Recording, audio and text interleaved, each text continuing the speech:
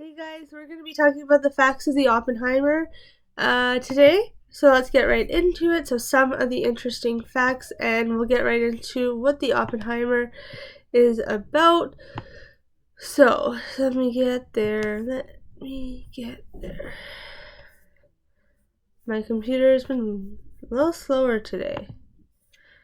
So we're gonna take a break from the Barbie movie and we're gonna go right into the Oppenheimer because this is a really cool movie too. So it's directed by Christopher Nolan and starring Cillian Murphy, Robert Downey Jr., Emily Blunt, Florence Pugh, Rami Malek, amongst others, revolved around the enigmatic and morally conflicted theoretical physicist J. Robert Oppenheimer. He provided the world its first atomic explosive nuclear thing. I don't know if I can say the word.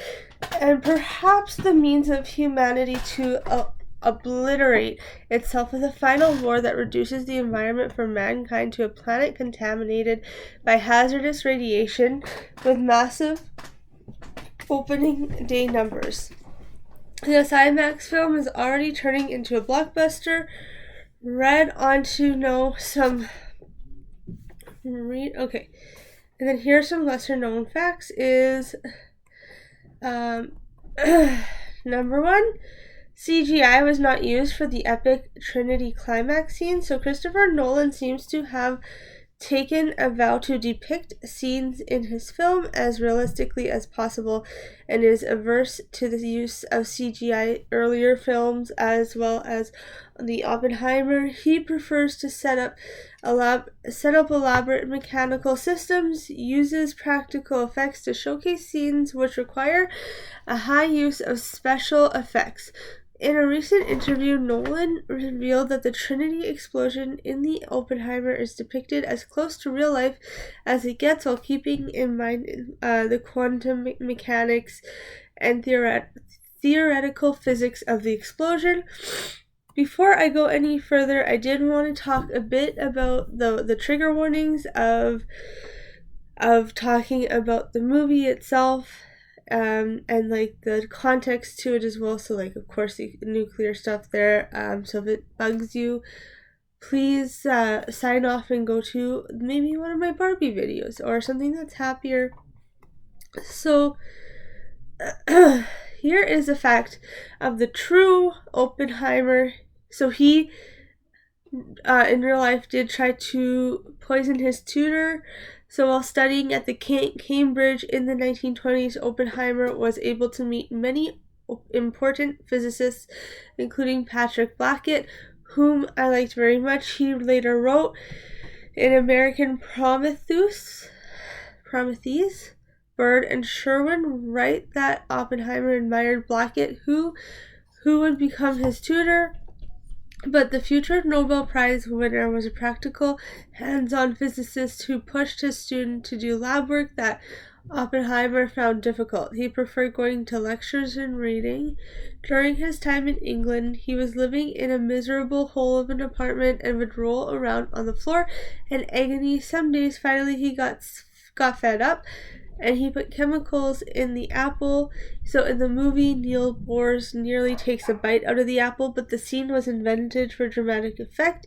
It was Ernest Rutherford who introduced Oppenheimer to Bohr.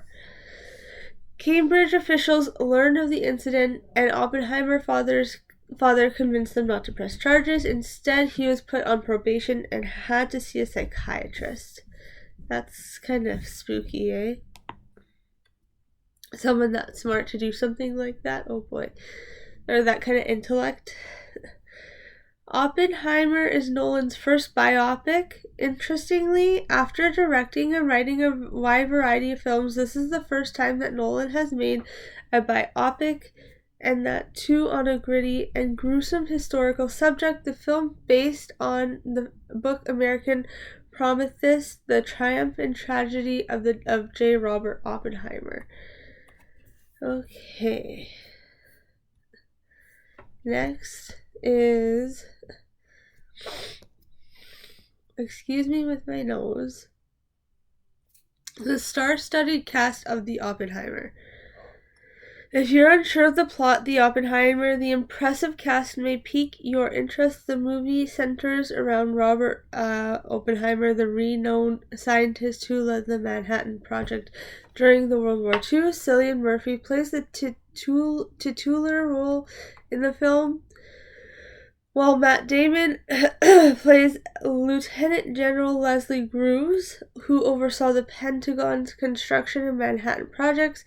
Emily Blunt plays Oppenheimer's wife, Kitty Louis Strauss, played by Robert Downey Jr., served 2 terms on the U.S. Atomic Energy Commission. Jean Tatlock, played by Florence Pugh, stands out in several moments as Robert Oppenheimer's mistress. Oh, sorry, spoiler alert there. His lengthy running time. The running time exceeds Oppenheimer exceeds that of the Interstellar by over 10 minutes, clocking in more than 3 hours. In the interview with Total Film magazine, Christopher mentioned that the film was only slightly longer than his previous record of length. Christopher Nolan shot in IMAX. Filmmaker Christopher Nolan said in an interview with Associated Press that Oppenheimer contains no computer-generated images. The film was also shot in IMAX, which uses high-resolution cameras and film types to provide a world-class watching experience. Talking about the same, he said. So he was shot, the camera was shot both in color and black and white. Parts of Oppenheimer are made in color and black and white to highlight the 2 distinct timelines and viewpoints. In an interview with Associated Press, Christopher said, "I knew that I had 2 timelines that were running in the film. One is in color and the other one subjective. One that's Oppenheimer's subjective experience, that's the bulk of the film. Then the other is black and white timeline. It's a more objective view of his story from a different character's point of view." Okay. Now what I wanted to go further in this one here is, this is the fact of the real Oppenheimer. He did deliver a lecture in Dutch.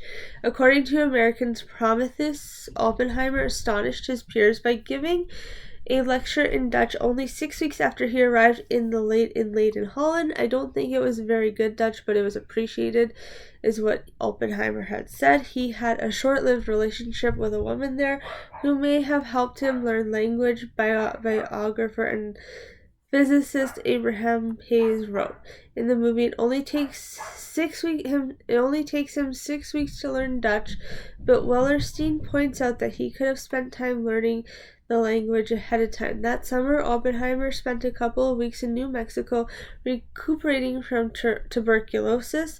In between reading Baudelaire, Cummings, whose stay he wasn't brushing up on his Dutch. Wow. So crazy stuff to go on about. Number 6 is the Oppenheimers had Haken Chevalier raise their son Peter for a while. So in 1941, when Peter Oppenheimer was just 2 months old, Robert and Kitty left him with Haken and Barbara Chevalier for 2 months, according to American Prometheus. Robert explained that his wife was exhausted, and the 2 went to the family's ranch, Perro Caliente, near Los Pinos, New Mexico. But the movie links the arrangement with Kitty's drinking by showing Robert dropping Peter off after a scene in which Kitty is drunk and frustrated with having to care for the baby all day alone. So they did change. So here's a couple other facts versus reality, or facts versus what actually happened. Seems like a softer version of what actually happened. So this is number 7. Germany was not ready to build an atomic nuclear thing. I'm not going to say the word just in case I can't say it. So in September 1943, Niels Bohr made a narrow escape from Nazi-occupied Denmark via Sweden. So this is a real-life fact, by the way. A few months later, Bohr arrived in Los Alamos, ready to tell Oppenheimer and the rest about his 1941 meeting the German physicist Werner Heisenberg. In the movie, after peppering Bohr with questions, Oppenheimer is satisfied that Heisenberg took a wrong turn somewhere, and the Germans were sufficiently enough behind the Americans if they were indeed making the nuclear stuff. It's simplified version of reality, but it's mainly correct. Wellerstein said they do have a very small scale nuclear reactor project, which is never going to make a blank as its present size, he said. You know what I mean. But it wouldn't be until nearly a year later, in November of 1944, that the Allies would find definitive proof that the Germans were still in the early stages of development. Okay. Let's talk more about the facts here. So we're on number 8. So this one here is the clash between the Oppenheimer and the Barbie movie. So the release of the Barbie movie, another star-studded film, is scheduled from the same day, July 21st, as well as the Oppenheimer. The continuous discussion on various social media platforms regarding which of the two films would prefer at the box office has helped Christopher's movie promotion. Some supporters want to see Oppenheimer win this unofficial battle. I don't know who has beaten who. I don't know. I will say, just because I feel like Barbie is such a big thing in this world, but so is that. That's such a historical. Same with Oppenheimer. They're two very historical movies.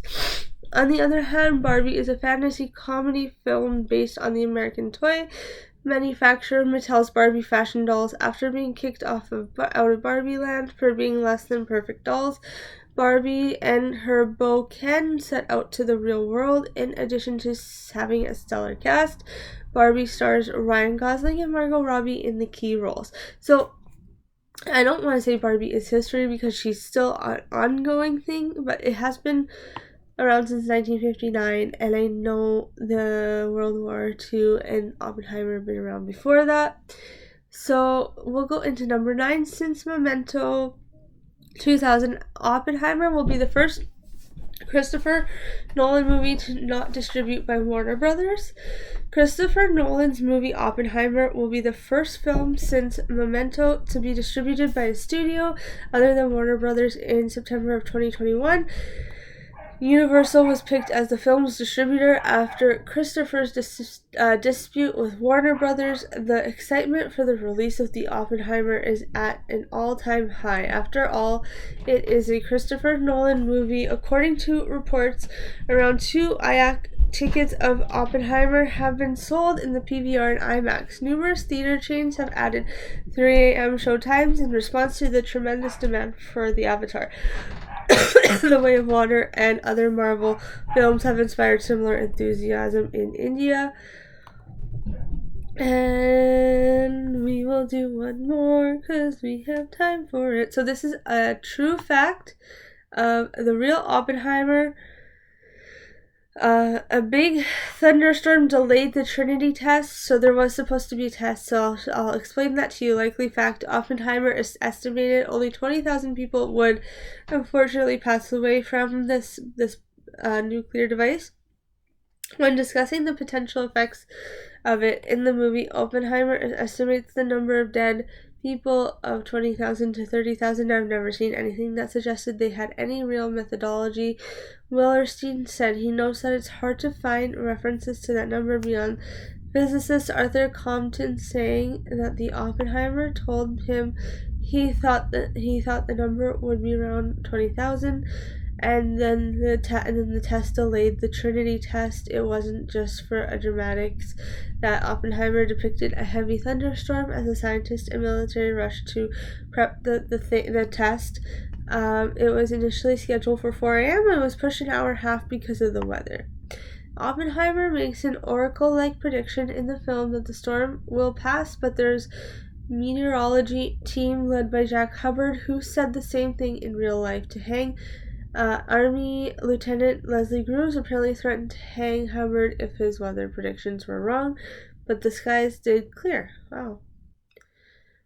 Creepy. Okay, so that's basically it for the Oppenheimer. There's a lot to go through, a lot to uncover. Let me know in the comments below what your experience was with the movie and without them, and all the facts here.